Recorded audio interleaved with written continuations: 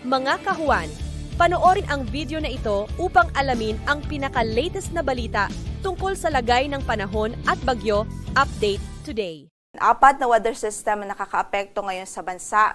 Nariyan ngayong Intertropical Convergence Zone at nakakaapekto ngayon sa katimugang bahagi ng bansa, partikular po sa Southern Mindanao, at patuloy po ito nagdudulot ng mga pagulan dito sa Bangsamoro at Suksojan, maging sa mga lalawigan ho ng Sulu, Tawi-Tawi at Basilan. Samantala, yung shear line o yung boundary ho ng dalawang magkaibang hangin, yung northeasterly at easterly winds, ay yung convergence na ito ay nagdudulot po ng mga pagulan ngayon sa silangang bahagi ng Northern Luzon.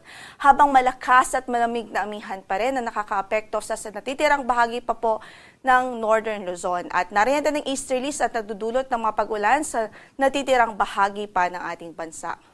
Samantala, nakataas pa rin ang ating gale warning ngayon sa Batanes, northern and eastern coast ng Cagayan.